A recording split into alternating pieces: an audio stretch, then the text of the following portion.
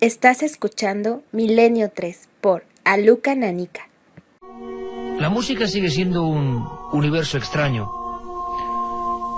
un arte invisible y bello que nos hace viajar a otros mundos. Imagino que muchos habéis hecho la prueba. Yo la hago habitualmente.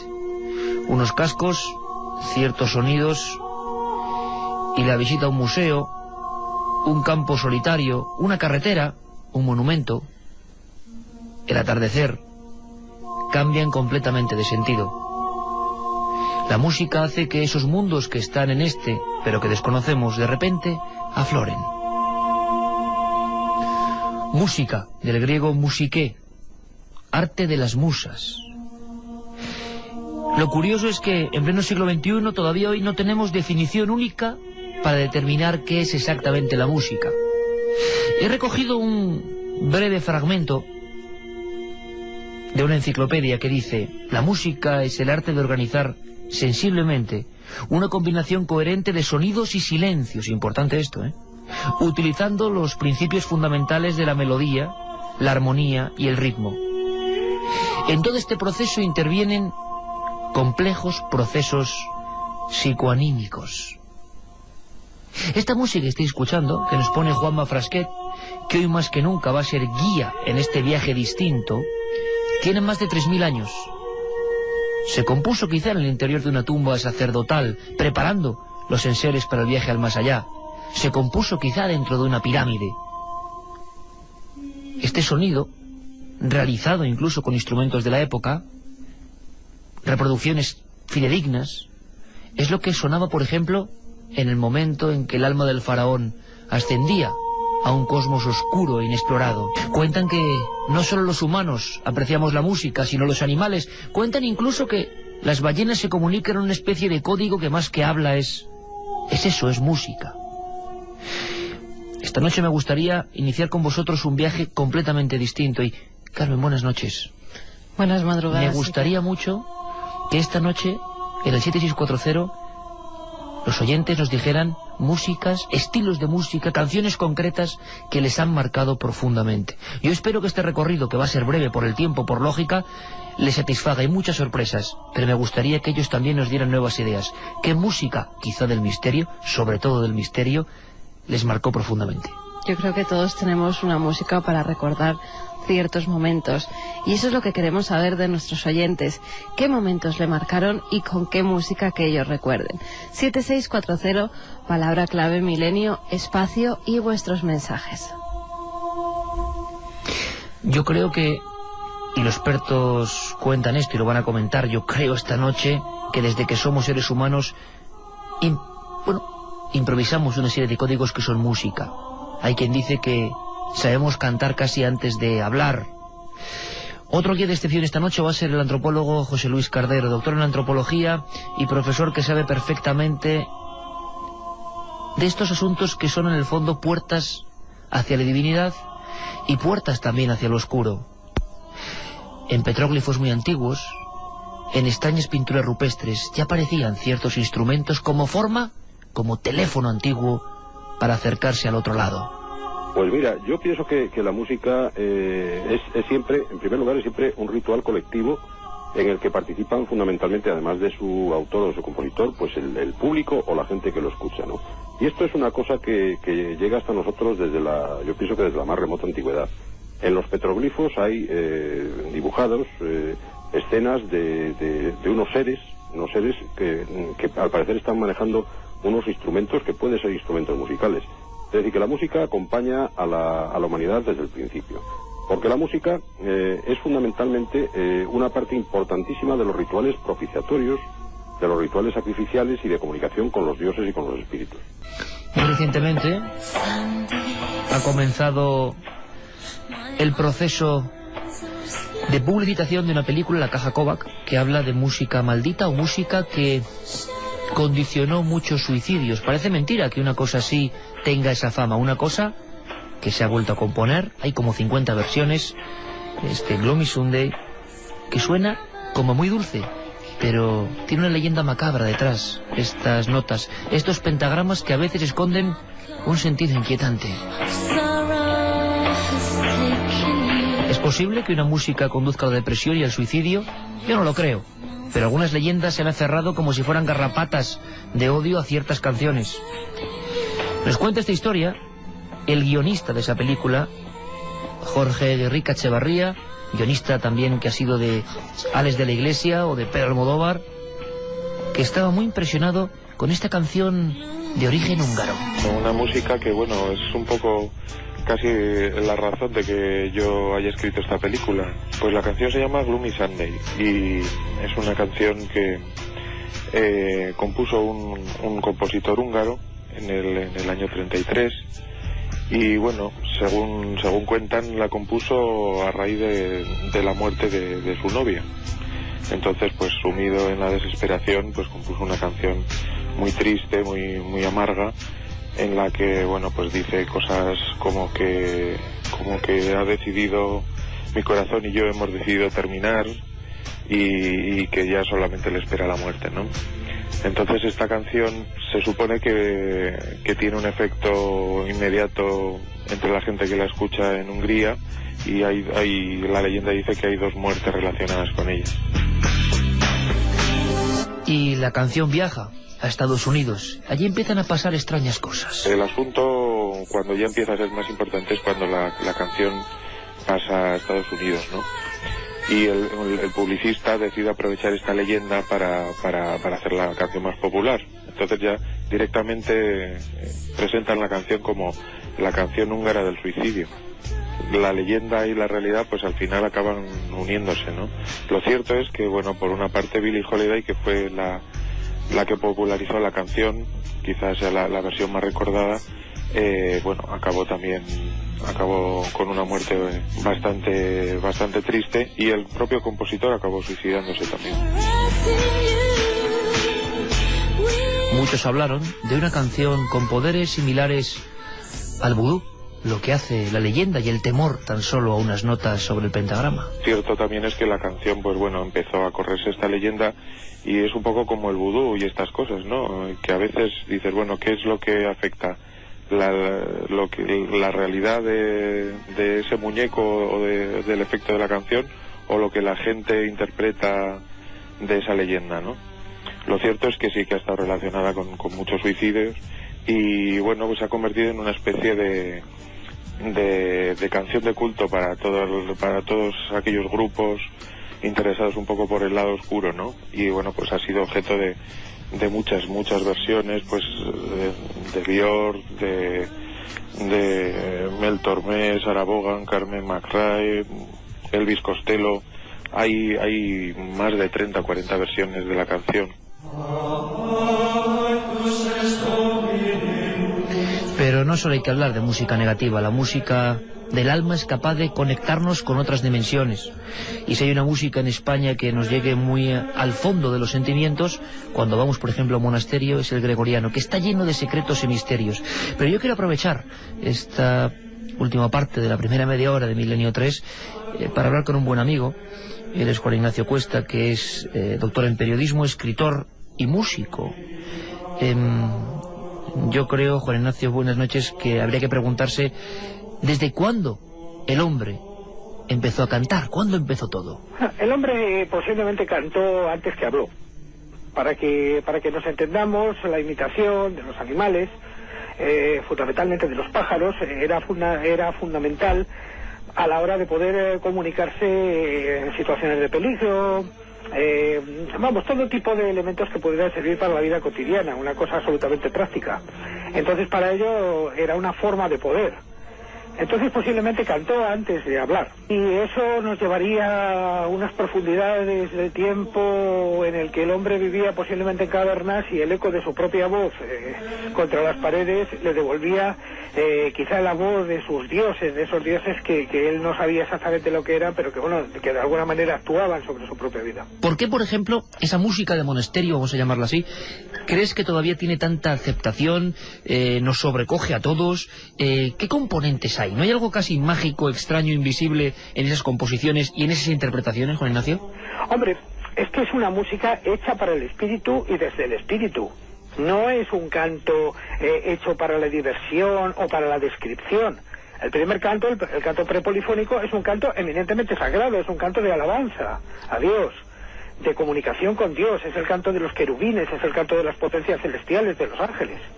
Porque, como tal nos describe en muchísimas religiones, y desde luego la Biblia entre ellas, Dios está rodeado de seres, de músicos que están cantando, que son sus ángeles, precisamente lo que se llama los cantos seráficos, ¿no?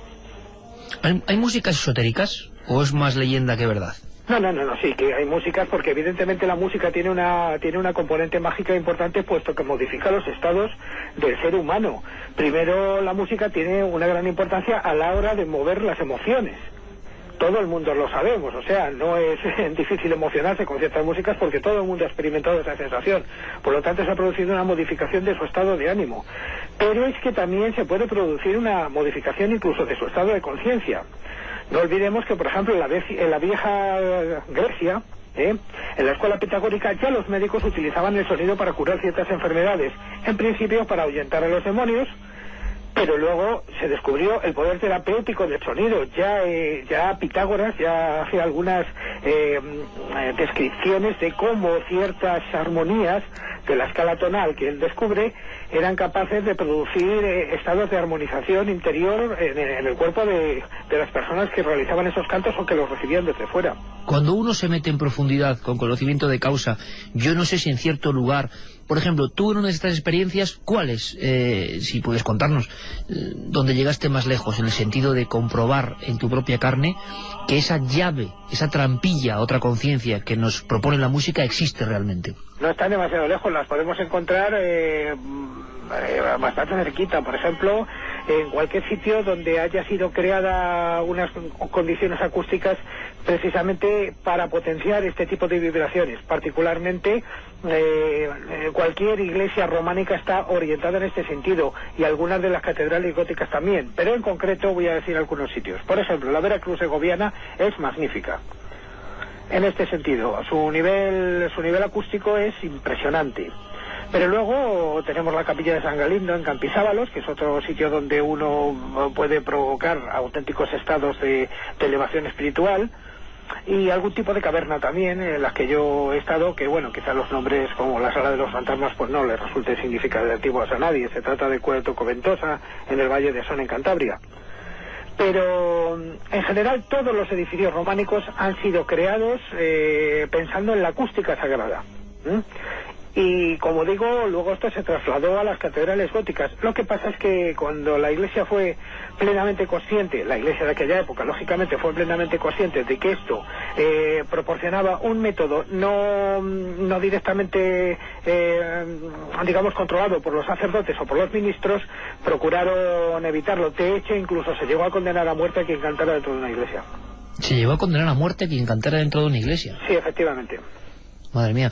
Y, Juan Ignacio, en la experiencia personal yo tengo que agradecerte que recuerdo perfectamente, muchos amigos de Milenio lo recordarán, el final de un reportaje en la Veracruz de Segovia que nos puso la carne de gallina, que eras tú con los brazos extendidos, cantando, si no recuerdo mal, en una de esas zonas. ¿Qué se siente realmente cuando uno lo hace de verdad inspirado y de verdad sensibilizado con una construcción donde parece que nada es al azar, ¿no? Que estaba hecho por algo que quizá miles de hombres lo hicieron antes durante siglos, ¿no? Que yo sé que es difícil, pero a los cientos de miles de amigos que te escuchan, ¿qué les puedes decir? ¿Qué pasa por el cuerpo del músico cuando forma parte como una pieza más de esa especie de armonía, ¿no? Construida en un lugar muy concreto de poder. Pues es muy sencillo. El edificio, como está concebido como una gran máquina para devolverte justamente amplificado lo que tú estás emitiendo, lo que hace es devolvértelo precisamente amplificado, armonizado y energetizado, de tal manera que tú notas inmediatamente, en principio, un aumento de temperatura, luego una capacidad de concentración muchísimo mayor y un estado de paz y de serenidad verdaderamente importante. Eso nos parece reconfortante, pero hay gente que opina, y el Vaticano incluso ha investigado en estos asuntos, ¿puede haber música en el otro lado, en el lado oscuro, Juan Ignacio, música sí, maligna? Por supuesto que hay una música maligna, evidentemente la música que en vez de producir, digamos, neurotransmisores tipo endorfinas o tipo dopamina, los que producen justo los transmisores contrarios, o sea, los que llevan a la depresión o llevan a la alteración de estado de conciencia, buscando mecanismos de enaltecer, por ejemplo, la violencia y cosas así. Eso lo sabía muy bien Hitler, por ejemplo. Hay una música fundamentalmente orientada a lo militar desde tiempos muy antiguos que está orientada a enardecer a los soldados mediante su, digamos, atontamiento, para que vayan a la batalla en un estado en que no les importe arriesgarse.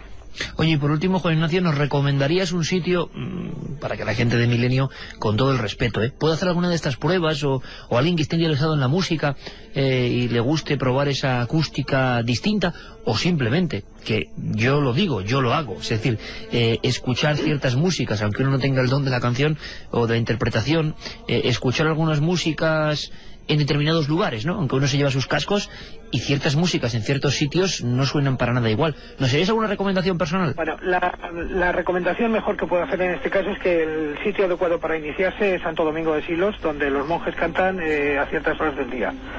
Santa María de Huerta, por ejemplo, ya camino de Zaragoza, también es un lugar adecuado.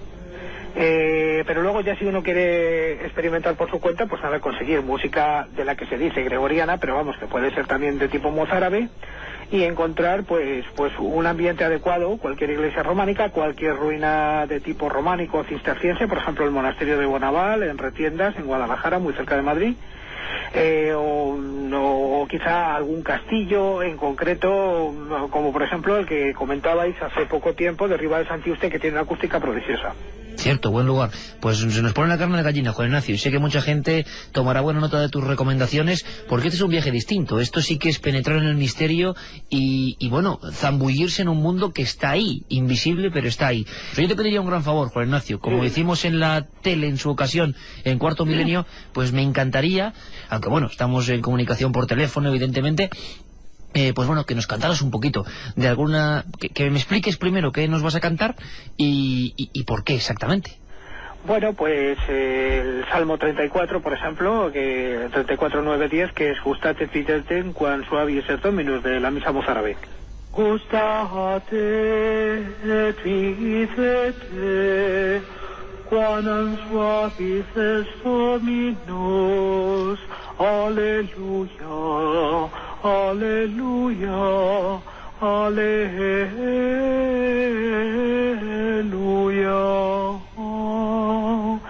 Beatus vire qui sperat in eum, aleluya, aleluya, aleluya.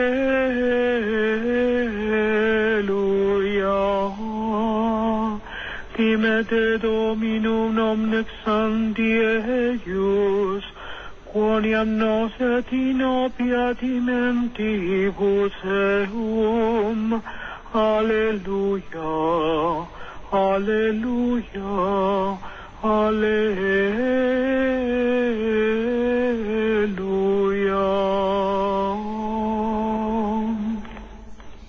Bueno, pues un aplauso virtual, desde luego, para nuestro compañero Juan Ignacio Cuesta. Nos ha puesto una carne de gallina y nos hemos imaginado a este periodista, escritor, amigo y por supuesto músico en uno de esos lugares, sin duda alguna, entrando en otro estado de conciencia. Lo que hacemos esta noche es invitaros a que probéis, cómo no, con música propia, si tenéis esa suerte, o con música que se puede, evidentemente, escuchar de otros, que para eso quizá hicieron la música los antiguos maestros. Desde luego, Juan Ignacio, como ocurrió en la tele, que te mando un abrazo fraternal, que muchas gracias, y que estoy seguro que muchísima gente ha sentido un momento de paz interior muy grande. Así que, qué mejor momento para empezar prácticamente este año. Diciendo solo una cosa. Dime.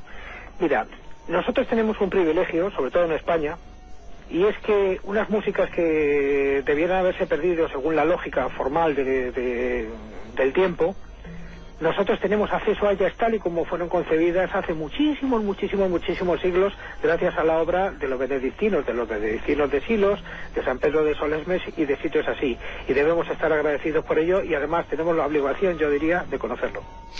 Don Juan Ignacio Cuesta, su última obra, La boca del infierno, y creo que, bueno, por supuesto que habrá muchas más, y de todo tipo y todo cariz. Que te deseamos todo lo mejor, compañero, que muchísimas gracias por habernos contado estas cosas y sobre todo por habernos dado esos minutos maravillosos de música que engrandece el espíritu. Un abrazo muy fuerte, maestro. A vosotros. Cientos de mensajes que nos llegan, grandes músicos, son nuestros oyentes, pero también nos preguntan sobre una cosa y vamos a dar los datos. El viernes 2 de febrero estaremos en Palencia, claro que sí, en el Teatro Ortega. Allí, a partir de las 12 de la noche más o menos, todo el equipo de Milenio 3 vivirá en directo una noche con vosotros. O sea que ya alrededor de en contacto, 700 butacas, Iker. 700, uy, pero bueno, que luego hacemos todo para que nadie se quede fuera, ¿no? Que la gente acuda, se ponga en contacto con la cadena SER en Palencia.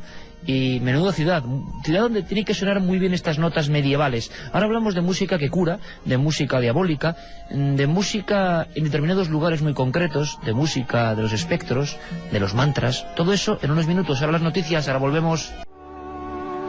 Y como si fuera una oración común en diferentes religiones y culturas, las músicas fueron creciendo. Hablaba antes Juan Ignacio Cuesta de esa raíz mozárabe que da origen al canto gregoriano, y un montón de amigos en el 7640 que nos preguntaban algunas cosas básicas que por lo menos queremos responder brevemente sobre los orígenes de ese canto gregoriano, que incluso en los últimos años se ha convertido en bestseller. Sobre todo hace unos 10 años hubo en Silos una auténtica revolución, pero ese canto gregoriano va mucho más allá. Es una auténtica oración cara a cara con lo sobrenatural. Cuando uno va a Silos, cuya visita es totalmente recomendada, y escucha el gregoriano en Silos, yo creo que no puede pensar ya igual. Ha habido ahí una comunión curiosa, prescindiendo de creencias, de lo que uno quiera. Haya habido algo muy bello, muy profundo, y en el claustro de Silos, extraño donde los haya, uno ve como el agua incluso de la fuente está perfectamente coordinada para que su sonido genere una serie de ondas que a uno le sumergen en un estado de paz muy especial. ¿Eso no es alquimia? ¿No es algo mágico? ¿Cómo? Desde final prácticamente del siglo XI tenían ese conocimiento. Y con estas notas que también son parte de ese puzzle que genera las músicas que conectan con los dioses, surge el gregoriano y nos preguntan por él. No sabemos quizá exactamente cómo y dónde nace, pero ¿qué sabemos de sus orígenes, Carmen? Lo que sabemos es que desde su nacimiento la música cristiana fue como una oración cantada.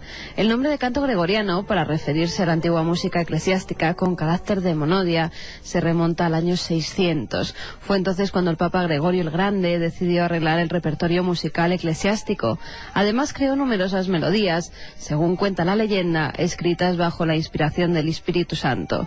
E incluso fundó en Roma una escuela de cantores para que estos transmitieran la oración cantada allí donde fueran. Hay que saber algunas de las características del canto gregoriano, como que es una música vocal, es decir, que se canta sin el acompañamiento de instrumentos.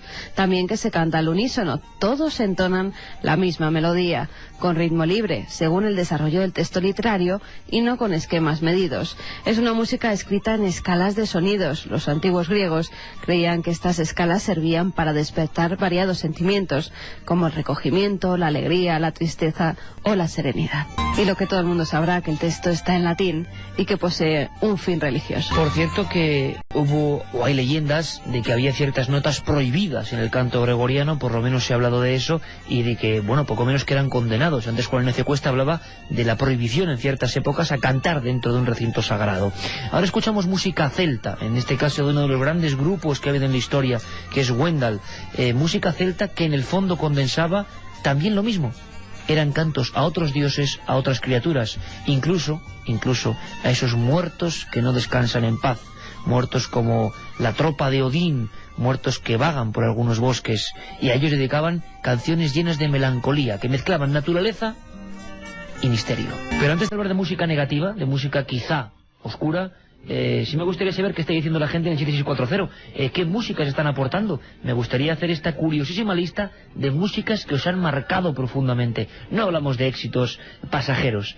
Creo que esta canción de Wendal en realidad tiene como 1000 años, pero es del año 74. Sigues poniéndola y sigue seguro mucha gente sintiendo lo mismo.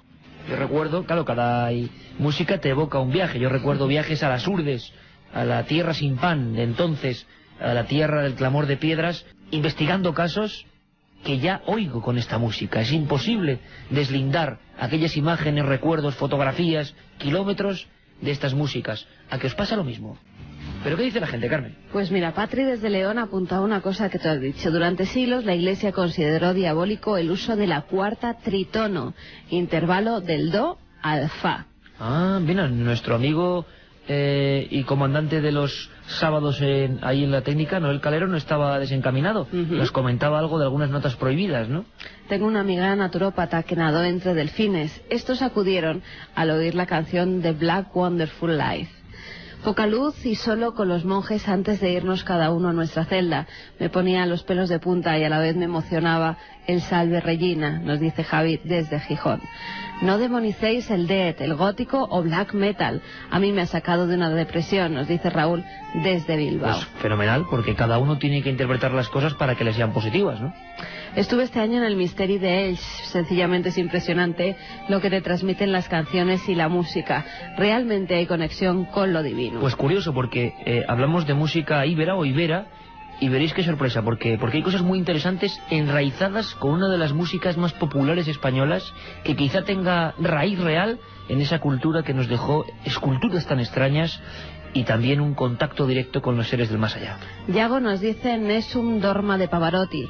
No tengo ningún suceso relacionado con esta canción, pero cada vez que la escucho me recorre un escalofrío y me hace sentir mejor. Me marcó la música celta porque la escuchaba a la vez que veía el mar por primera vez. Es la mejor sensación que he sentido en mi vida, nos dice Iván desde Pucela.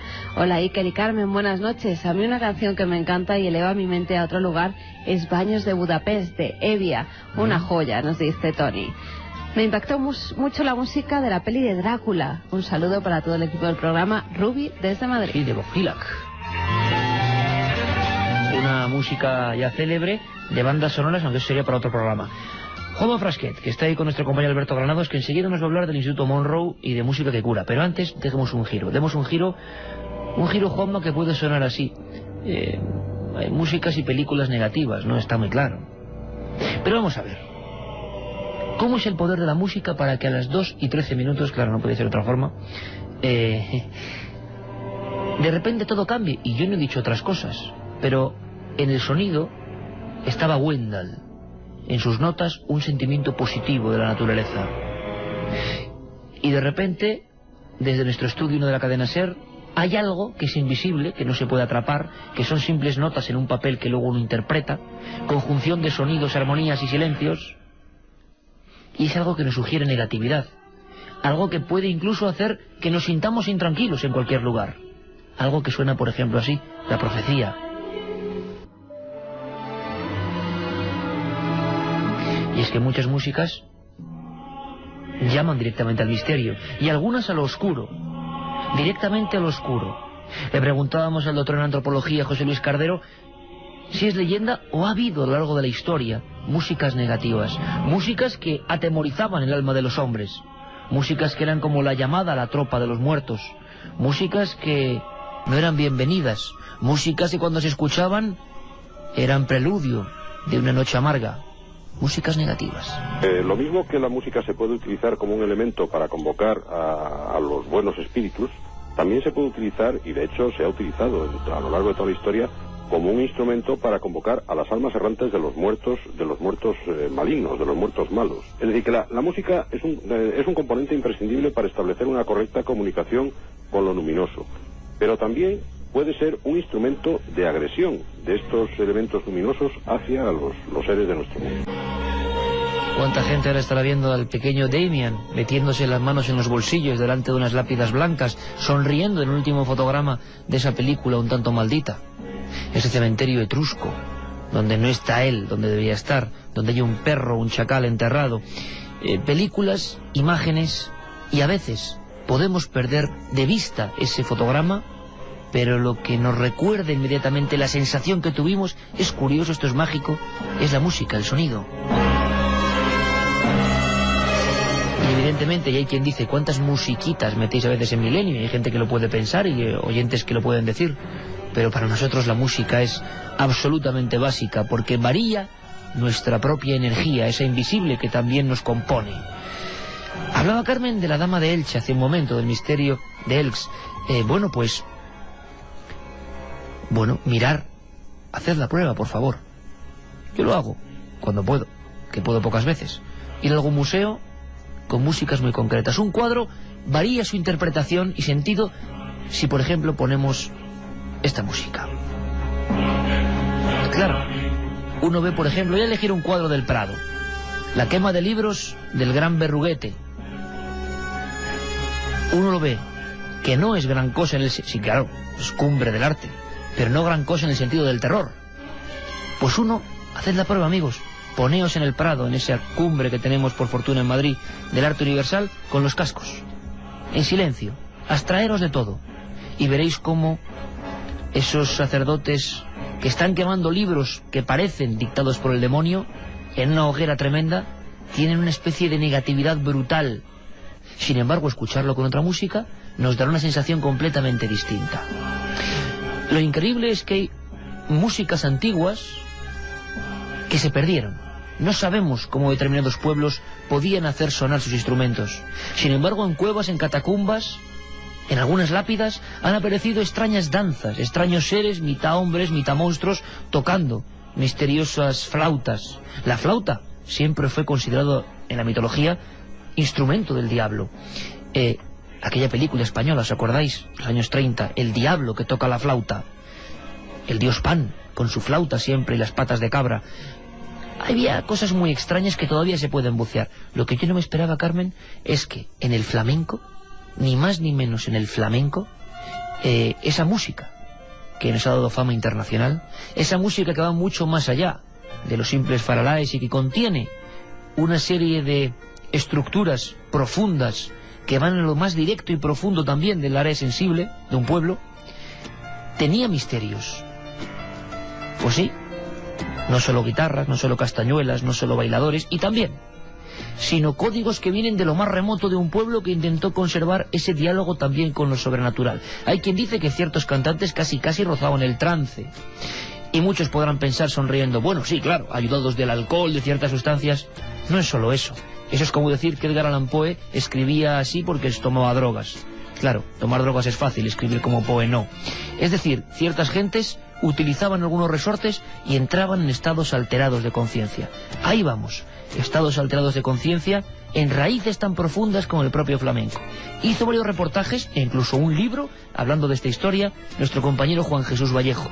Y yo le dije, Juanje, arráncate, nunca mejor dicho, y cuéntanos algunos misterios de esta ancestral cultura flamenca.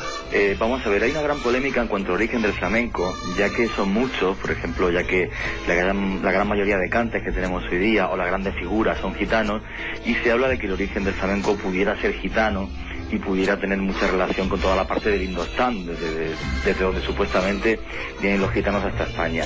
Aunque realmente los grandes estudiosos del flamenco niegan este extremo.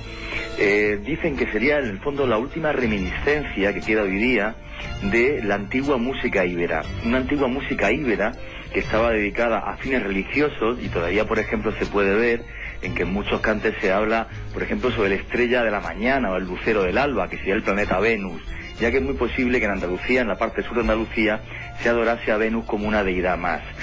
No solo eso, sino que, por ejemplo, la nota base en el flamenco es el mi, mientras que en la música moderna es la nota la. Y esa nota mi de base, digamos, que puede llegar a llevar a la gente a estados alterados de conciencia, de ahí que más que el flamenco sea una música en algunos palos, los más antiguos, muy lenta, y que posiblemente se utilizó en antiguas ceremonias íberas. Y curiosidades flamencas hay unas cuantas, ¿verdad, Carmen? Sí.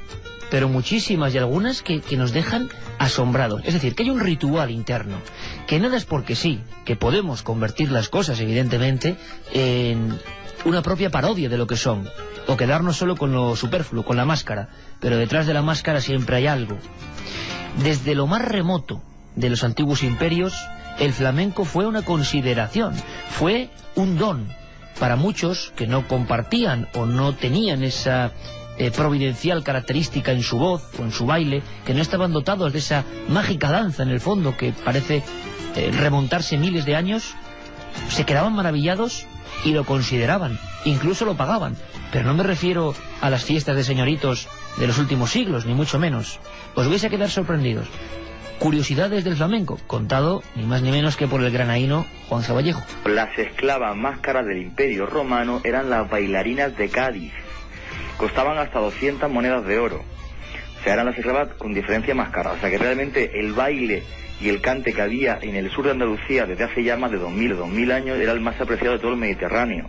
Entonces, una de las curiosidades es que en la Edad Media el flamenco era esa mezcolanza ya de música, donde ya había algo de gitano, algo de árabe y algo de esa antigua religión ibérica que había quedado, y entonces se aprovecha el esplendor del andaluz para avanzar en la música de una forma muy curiosa. La más curiosa quizás de todas ellas es que el famoso invento de la púa que hoy día toca cualquier guitarrista eléctrico y tal, tiene su origen en un árabe que era Ziryab, que vivió durante la Edad Media en Córdoba, y que este hombre, para tocar flamenco, cortó las garras a un águila y se las anudaba a su dedo pulgar para rascar las cuerdas del laúd y así hacer que el sonido del laúd fuera mucho más fuerte, de forma que el que, acompañado con el cante y el baile y las bailarinas, daba una sensación muy esplendorosa al flamenco. El flamenco, tanto a día de hace miles de años como a día de hoy, o sea, hay como una especie de preliminar, ¿no?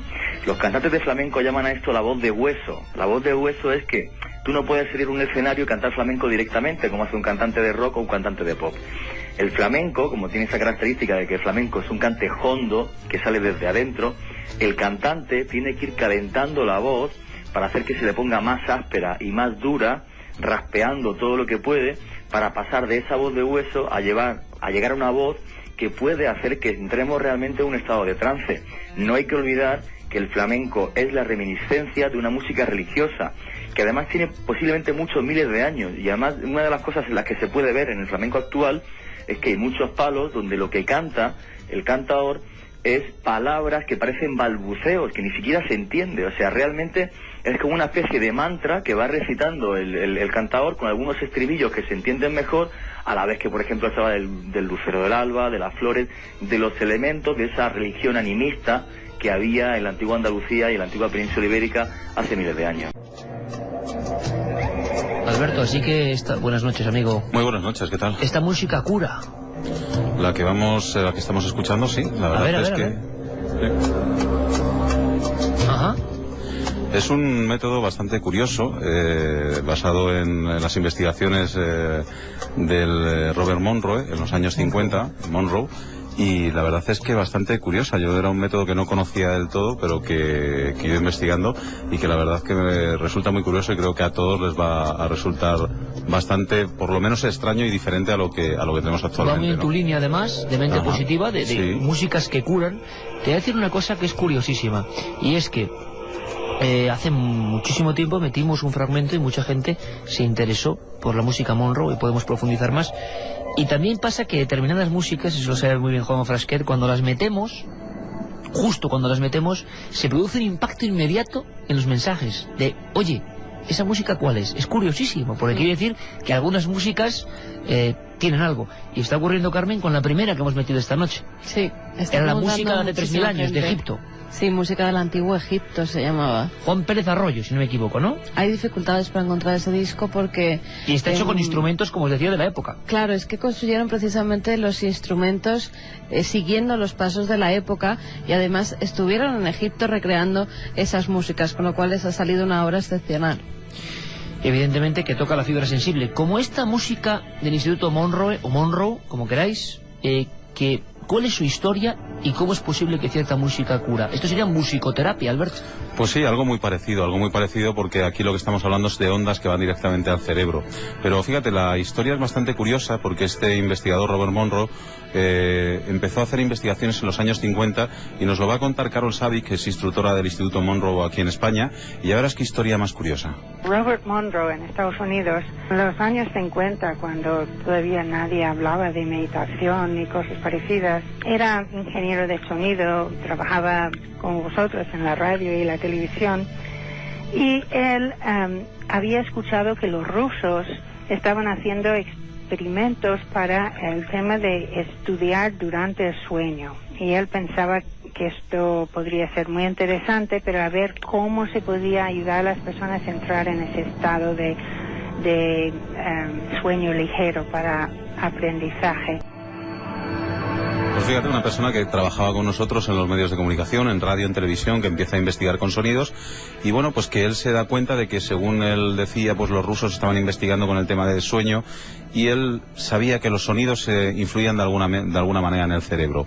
Él se pone a investigar, empieza a utilizar determinados sonidos, determinadas músicas, y de repente le empiezan a suceder cosas extrañas, como que él empieza a notar que con diferentes músicas y sonidos empieza a entrar en estados como alterados de conciencia.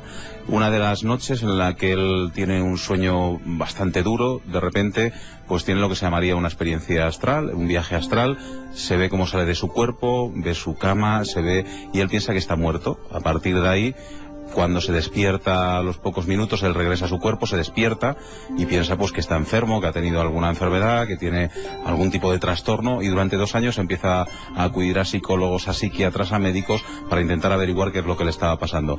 No encuentra mucha explicación y entonces él comienza y sigue investigando y crea lo que él llamó el HemiSync, una tecnología de sonidos que actúa directamente en el cerebro. Le hemos pedido a Carol que nos lo explicara de manera que todos lo pudiéramos entender.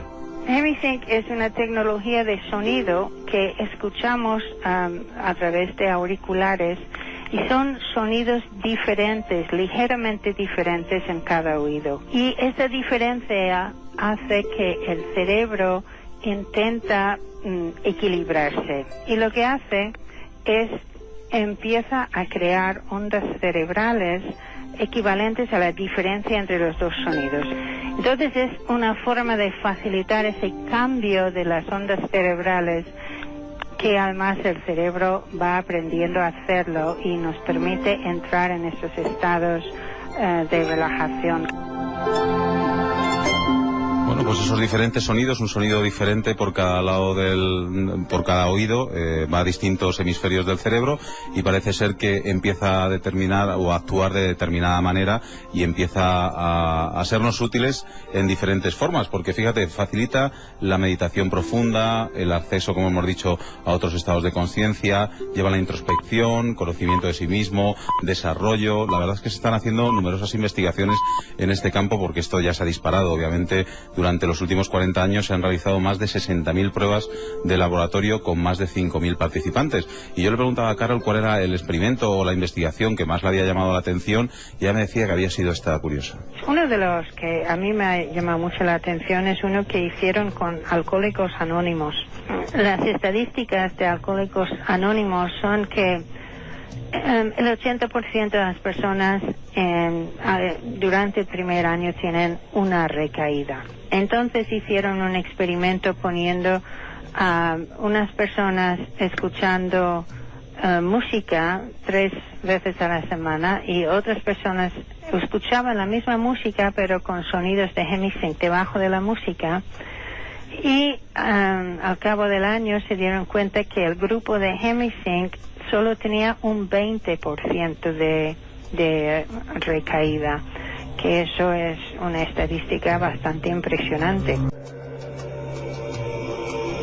¿Y estos sonidos que estamos escuchando? Sí, son estos sonidos, tienen cerca de 250 sonidos diferentes o combinaciones de sonidos. Ellos lo que hacen es comercializarlos en CDs o en cintas de cassette, y hay cerca de 250 diferentes. Hemos estado escuchando alguno, por ejemplo, que se usa para hacer masajes, para sanación energética. Se habla incluso de músicas que facilitan el viaje astral, que bueno, yo aquí pongo... Bueno, que mucha precaución, pero cuando menos es curioso. Y también pues para algunas enfermedades de las denominadas modernas, como el estrés, la ansiedad, personas con depresión, bueno, pues parece ser que también facilitan el recuperarse de esos estados, ¿no? Tienen 250 tipos de música diferentes, cada una para un tema determinado, y la verdad es que es un método muy sencillo, porque es tan solo escucharlo en casa, tranquilo, en un sofá, y entrar en esa meditación y en ese otro estado diferente, ¿no? O sea que es un método que está teniendo muchos seguidores y que está pues prácticamente en todo el mundo, ¿no? Pues bueno es conocerlo, porque esto sería una rama no solo de músicas antiguas o primitivas o negativas o suicidas, vamos a hablar, sino música que cura.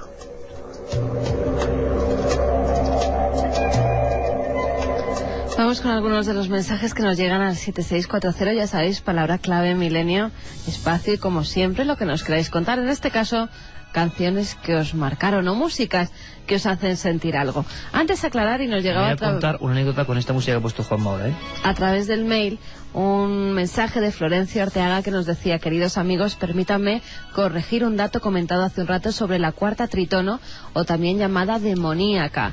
Como su nombre indica, posee 3 tonos y habéis dicho que es de la nota do a la fa. De do a fa no hay 3 tonos, sino 2 y unos semitonos, 2 tonos y medio. La cuarta tritono es de la nota fa a la si. Es una cuarta aumentada ya que posee 3 tonos.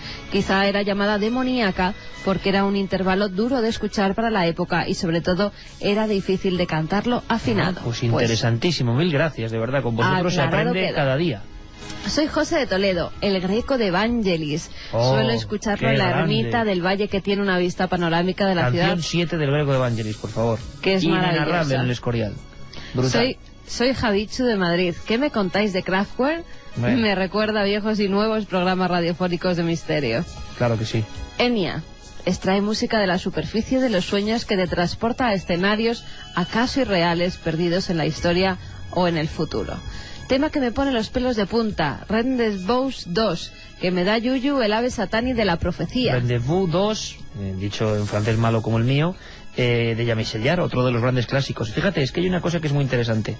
Juan ha puesto esta canción, que es muy rara, dificilísima de encontrar de Vangelis, excepto en un monográfico, en una recopilación muy concreta.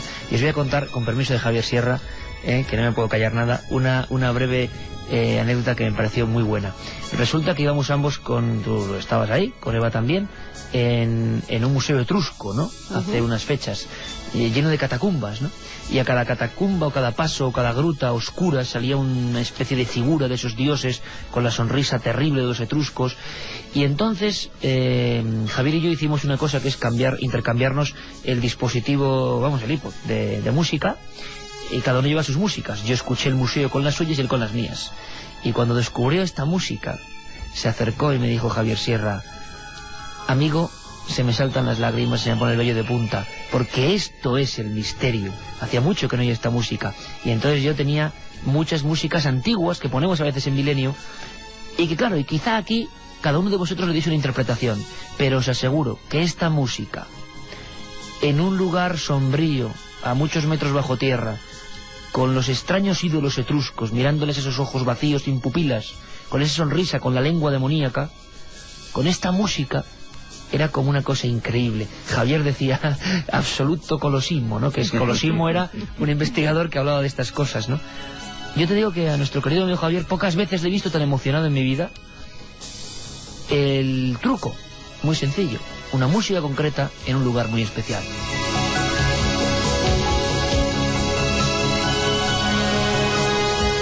Patri desde Zaragoza nos dice: me gusta mucho la música de Braveheart, El último mohicano y Gladiator.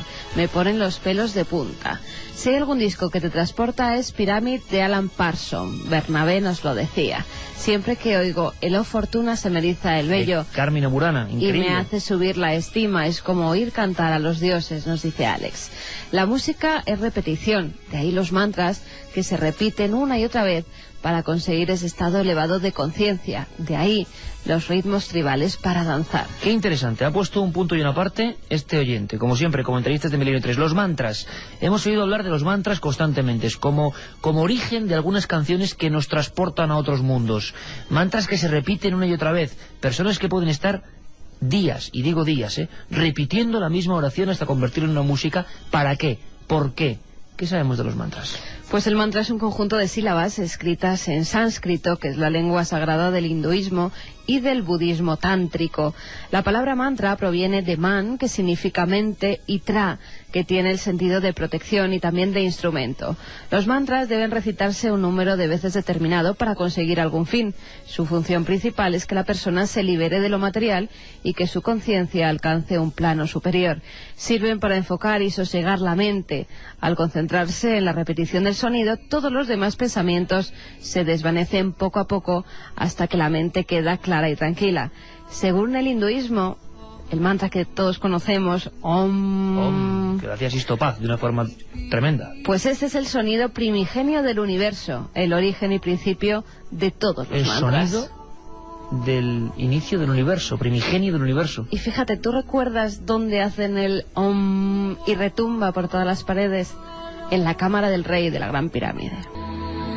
El antropólogo don José Luis Cardero también quiere iluminarnos en este camino de oscuridades, de sombras y de luces. Hay que buscar los mantras. El mantra es un conjunto de sílabas que están ensambladas de tal manera que son capaces de resaltar el poder que la palabra tiene. Sabes que el poder de la palabra es algo que conocían ya los propios egipcios y conocen por ejemplo las religiones como el budismo o el brahmanismo, ¿no? Es decir, que conocen este poder inmenso de la palabra. Lo que pasa es que la palabra es necesario repetirla una y otra vez de una manera incansable para conseguir alcanzar el tono adecuado que resuene tanto en el interior del cerebro del que lo pronuncia como en el exterior. Es decir, nosotros estamos acostumbrados a ver esas reuniones de monjes budistas o monjes tibetanos que están continuamente repitiendo una salmodia que a nosotros nos dice, bueno, pero ¿por qué repiten tantas veces? Bueno, ellos están tratando con esa repetición permanente y continua de encontrar justamente el punto de resonancia en donde el poder de la palabra se manifieste con toda su intensidad. Estas músicas desde luego interpretan una melodía, un pentagrama cerebral completamente distinto. ¿Qué me venía a la mente? Muchos sitios y muchos lugares. En ese mismo viaje, el Museo de las Ánimas. O las catacumbas, ¿te acuerdas? Sí, tremendo. Esas catacumbas con niños esqueléticos, con mantos, o esos lugares donde había una iglesia, siglo XV, abajo había una iglesia del siglo IX, y veías los frescos de cristianos atormentados, hechos con antorchas, de Cristos casi sin cara, y más abajo, todavía más abajo, en el siglo I, cuando esos cristianos eran perseguidos, y con ídolos de piedra que están ahí perdidos en el umbral del tiempo, tragados por la tierra, y que eso seguro que con esta música, con esas galerías sin nadie, con esas caras como de personajes que parecen todavía tener cierto hálito de vida, la visión es completamente distinta. Y es que hay música maldita, hay música diabólica, o es solo una leyenda. Miguel Ángel Prieto es un escritor a tener muy en cuenta, autor de La música del diablo, su última obra, totalmente recomendable. Un estudioso que ha profundizado en algunas áreas para saber qué hay de verdad y qué hay de mentira. Hemos hablado en algunas ocasiones de este asunto, pero él lo resume perfectamente. ¿Existe, Miguel Ángel, la música del diablo? Hombre, la música del diablo existe, yo creo que desde siempre, ¿no? Digamos que la imagen de la relación entre el diablo y la música pues viene ya casi desde la época de la mitología griega, ¿no? Ahí pues está, por ejemplo, el dios Pan, que fue el que inventó la flauta, que era un instrumento que la Iglesia consideraba que era de la pompa del diablo, ¿no? Luego pues está la famosa leyenda de Orfeo, que fue el que bajó al infierno a rescatar a Eurídice. Y bueno, pues a partir de ahí ya pues nos encontramos en el siglo XVIII, por ejemplo, pues con Paganini, que fue el primer músico del que se decía que había vendido su alma al diablo. Esta tradición luego nos la encontramos también pues en la época del blues en los años 20, sobre todo con Robert Johnson. Y bueno, pues a partir de ahí pues ya va saltando hasta los años 50, los años 60, los 80 y hasta llegar a hoy en día. O sea que la relación entre la música y el diablo es de prácticamente la misma de la historia de la humanidad. Y es que los músicos relacionados con el satanismo no son de ahora, no son de los últimos 25 años, no son tan solo una especie de remedo comercial que quizá hace enloquecer, no.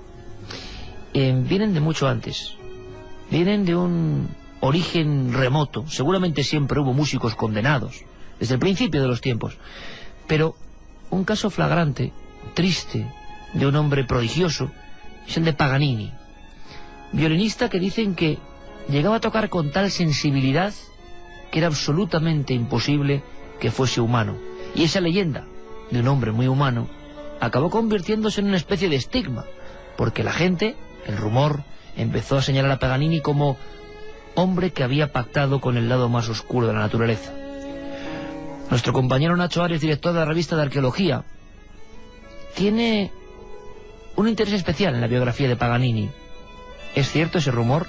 ¿Es cierto que pasaban cosas extrañas con los instrumentos que tocaba de forma tan armoniosa? Paganini, le llamaron en su día el violinista del demonio. La leyenda de Niccolò Paganini relacionado con el mundo de la demonología, si él vivió en el tránsito entre el siglo XVIII y XIX, es un poco anterior a él. Porque hay otro violinista también muy conocido, Giuseppe Tarnini, que ya él escribió el famoso Trino del Diablo, que ya se le relacionó de alguna forma por el virtuosismo de la ejecución de estas piezas al violín con pactos demoníacos, ¿no? Pero quizás es Paganini quien a principios ya del siglo XIX desata un poco abre la caja de los truenos en este sentido, y a su alrededor se generan diferentes leyendas, muchas de ellas muy curiosas y algunas hasta irrisorias, que lo relacionan, como digo, con el mundo de todo lo demoníaco. Se decía que su virtuosismo se debía a un pacto que él había realizado con el diablo. Había gente que decía incluso que le habían visto en el escenario como el demonio detrás de él le manejaba los brazos, el brazo derecho con el cual movía el arco sobre el violín. También hay que decir que parte de su virtuosismo se debía a una enfermedad que él sufría, que era el síndrome de Marfan, a partir del cual, tenía los dedos excesivamente largos. Era un personaje también muy delgado, su aspecto físico muy demacrado, era realmente una persona, cuentan las crónicas, muy, muy enfermizo. Todo ello hizo una especie de amasijo de ingredientes para crear alrededor de su figura no solamente este pacto con el diablo, sino, por ejemplo, algunos de sus conciertos más conocidos o la ejecución de obras, conciertos para una sola cuerda. Se decía que esa cuerda había sido realizada con las tripas de una mujer a la que el propio Paganini había asesinado por celos, ¿no? También se comenta que su virtuosismo lo adquirió en la cárcel, al estar 8 años ingresado en prisión por haber cometido un asesinato. Son diferentes los elementos. Ya quizás el detonante ya de todo al final de su vida fue cuando esta leyenda que la acompañó hasta sus últimos días, cuando murió en Niza el 27 de mayo de 1840, el obispo de la ciudad se negó a enterrarlo en Camposanto y estuvo unas semanas dentro de una caja en un almacén, hasta que, hubo incluso otros compositores, amigos suyos, como Franz Liszt, quien dijo, de una manera para cerrar ya este cajón desastre relacionado con el demonio y Niccolò Paganini, decía que se pretendía explicar su genio inexplicable mediante hechos más inexplicables todavía, ¿no? Y es que la creencia en que había una serie de esferas malignas que podían atacarnos y atraparnos en cualquier momento motivó grandes terrores. Hacia el año 1000, recordemos que en el año 1000 hubo millones de personas de aquella Europa desolada que se encerraron en iglesias pensando que iban a ser salvos por estar en ese lugar concreto, porque al día siguiente llegaba el fin del mundo. Es que no podemos imaginarnos esas escenas hoy con nuestra perspectiva, pero la gente creía que al día siguiente llegaba el apocalipsis y las trompetas iban a sonar por fin. Y de aquella época surgen historias en torno a músicas demoníacas e incluso a músicas protectoras del demonio, es decir, músicas que como un círculo sagrado nos mantendrían alejado de ese cáliz maligno. Gregoriano incluso, que llegó a especializarse, vamos a llamarlo así, en ciertas melodías concretas, cuya misión principal era ahuyentar no el pecado, no las falsas tentaciones, sino directamente los poderes maléficos. Incluso en algunas partes de Europa servían como ensalmo contra las procesiones de muertos, por ejemplo, que se creía erraban en mitad de la noche y buscaban a los cristianos. Nos lo cuenta el antropólogo José Luis Cardero. Sobre todo la música sagrada, no solamente en la religión cristiana, sino en todas las religiones, es también un instrumento utilizado como mecanismo defensivo contra estas fuerzas del mal. Concretamente, hay en el canto gregoriano, sabes perfectamente que hay una serie de músicas, una serie de piezas que están perfectamente dispuestas según los rituales de propiciación o los rituales de invocación o de protección respecto a los difuntos. Por ejemplo, el famoso Dies Irae, ¿no?, que cantan los monjes en algunas de sus ceremonias.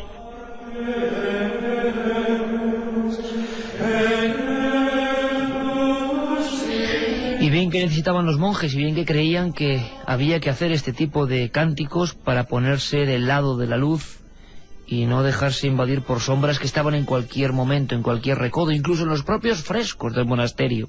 Había leyendas que hablaban de que algunos diablos reflejados en algunas partes podían cobrar vida en mitad de la noche. Y en el fondo a veces, con ciertas músicas, cuando uno mira ciertos cuadros, también piensa que esas figuras se mueven, evidentemente. Son los poderes ensoñadores de la música. Miguel Ángel Prieto piensa, sin embargo, que ya en el siglo XX, Satán lo que ha sido es una marca registrada. Satán ha sido una forma de poder quizá vender más, causar más polémica, porque en los años 80, finales de los 70, varios grupos muy fundamentalistas religiosos estadounidenses lo que hacen es empezar, no sabemos por qué, a escuchar discos al revés. ¿A quién se le ocurrió por vez primera poner un disco al revés? ¿Buscando qué? ¿Por qué? Miguel Ángel Prieto intenta también esbozar cierta posibilidad o hipótesis. No se sabe bien quién fue exactamente el primero que lo hizo, pero bueno, la cuestión es que empezaron a poner los discos de rock al revés, no se sabe muy bien por qué razón, y dijeron que empezaron a encontrar mensajes de invocaciones satánicas, ¿no? Que bueno, cualquiera que tenga dos dedos de frente y haga esto, pues obviamente se dará cuenta de que es imposible oír nada en este tipo de discos, a menos que los grupos lo hagan aposta, lo hicieron algunos, pero con fines, digamos, un poco cómicos, ¿no? Para burlarse precisamente de toda esta ola de puritanismo, así que en realidad lo que hay es más bien una leyenda.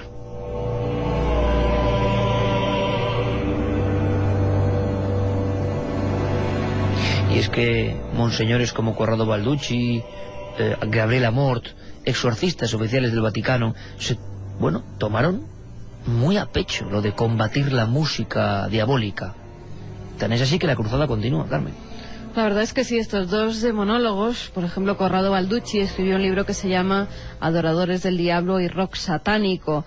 La idea de este libro surge el 20 de mayo de 1987 en Barcelona durante la transmisión de un programa.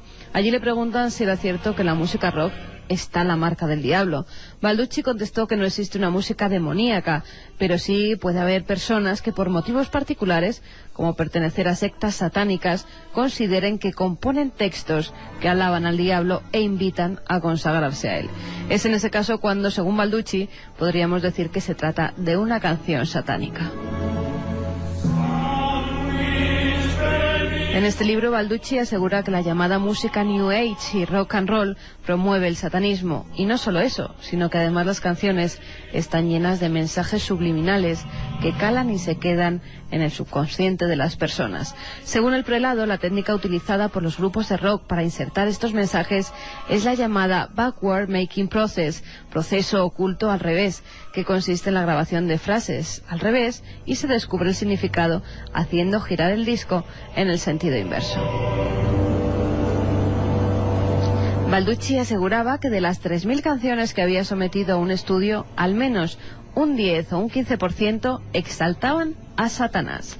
Por su parte, el sacerdote romano Gabriel Amort, autor entre otros libros de Habla un exorcista, apuntaba que los jóvenes son presas fáciles del diablo, ya que frecuentan discotecas donde se escucha rock satánico.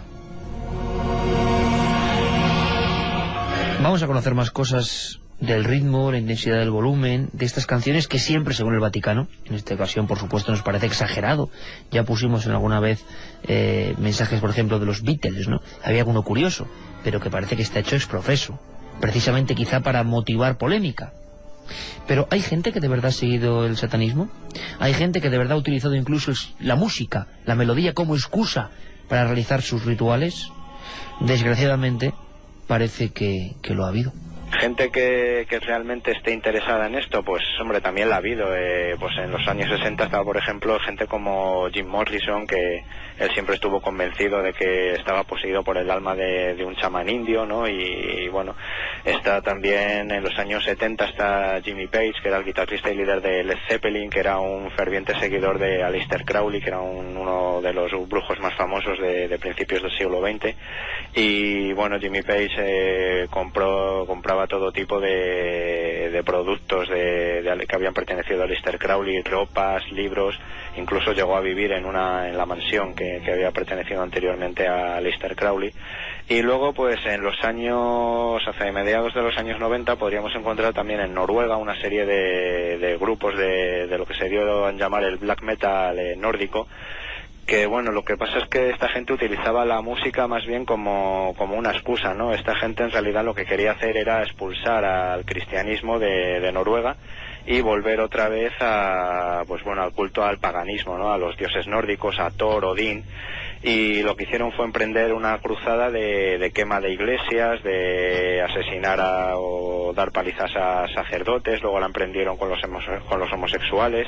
Luego pues empezaron a suicidarse y a matarse entre ellos, pero bueno, entonces podríamos decir que esta gente en realidad lo que hizo fue más bien utilizar la música como una excusa.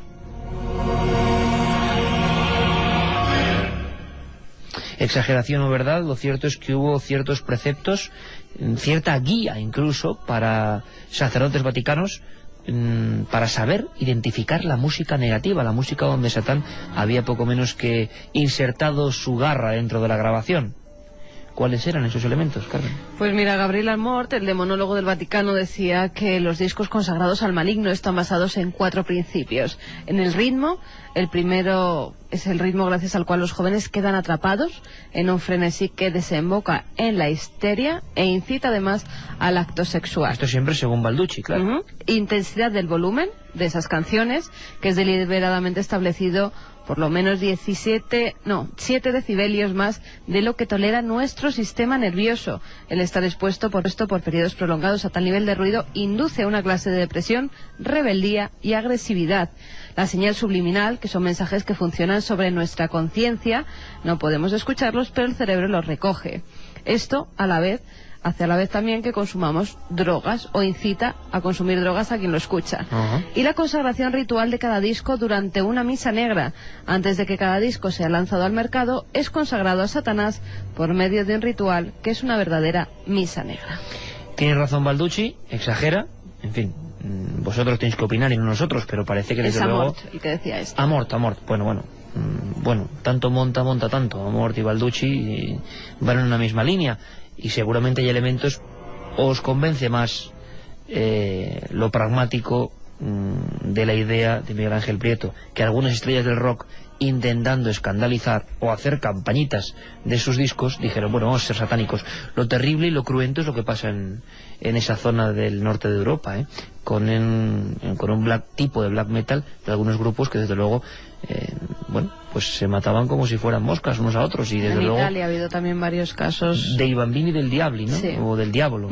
La verdad es que... Y otros grupos, pero yo creo que no tiene que ver el grupo ni la música que toquen o que canten, sino la salud mental de las personas que tocan o cantan esa música, ¿no? Bueno, pues nosotros hemos convertido, a veces una música tiene unos poderes, y hemos convertido una canción casi en señera, hay varias en Milenio, pero una es, ¿verdad, Alberto?, la de Mente Positiva. Yo creo que sí, que además nada más que escucharla yo creo que cambia la vibración del cuerpo seguro. Vamos a hacer un cambio, ¿te parece, Juanma? O sea, ¿qué sensación da esto que estamos escuchando ahora? De opresivo, de negro, de oscuro. Es una parte de la realidad, evidentemente es una parte de la realidad que existe. Y si cambiamos a Celestial Soda Pop de Ray Lynch, o bueno, música clásica, fundamental. Es decir, la música clásica es de la que, bueno, uno se puede fiar siempre. Nos transporta a estados de conciencia distintas. Pero hay una música celestial Soda Pop, Ray Lynch, que sería como una música moderna, clásica pero moderna, que hemos acoplado a la sección de Mente Positiva y que, no sé, creemos en ella como difusora de buenas vibraciones.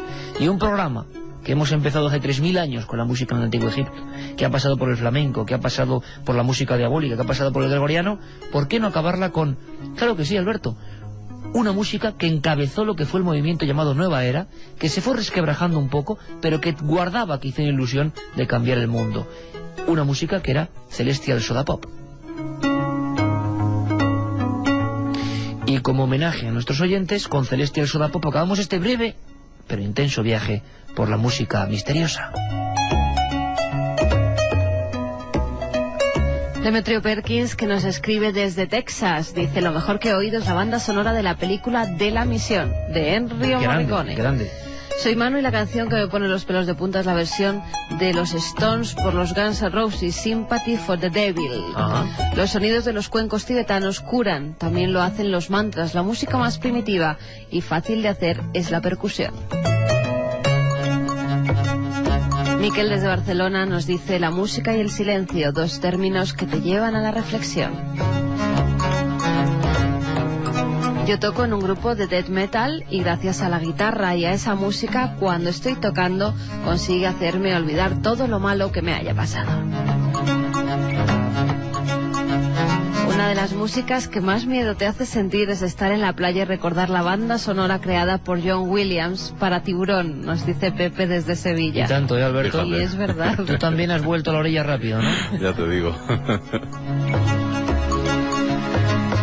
Carmen desde Jaén nos dice: me tenéis con el boli y el papel anotando todas las músicas. Por cierto, ¿cuál es la música de cabecera del programa? Hombre, el dragón de Vangelis, del disco China, todo un clásico, 1980, el dragón terrible de uno de los grandes compositores, pero es que sobre Milenio habría que hacer un programa de músicas o bandas sonoras, recomendable total. Por cierto que por internet hay auténticos artistas que difunden discos o compilan canciones de la banda sonora de Milenio 3, ya tiene mérito. Los discos se compran en las tiendas. Sí, yo creo que los discos hay que, hombre, que si no los pobres autores no sé qué va a pasar con ellos. Si no nos quedaremos sin músicos. Esa película creo que se llama Fahrenheit, que iba pasando el demonio de un cuerpo a otro. Creo que había una canción también de los Rolling Stones que era bastante inquietante. El Guaje desde Gijón nos dice: no hay música que más me exaspere que la de Psicosis de Hitchcock. Música del cielo y la tierra, Heaven and Hell de Vangelis, coros angelicales y demoníacos, nos dice Adrián desde Tenerife. Y no da tiempo para más, porque están aquí ya las noticias, porque hay que sumergirse en lo más profundo de la realidad. Nosotros lo que hemos hecho es hacer una cosa que habitualmente pues no se practica, que es extraernos, salirnos de esa realidad y confiar en la música como un arte que nos conecta con otro mundo. Mañana aquí, a la 1, Milenio 3, por supuesto.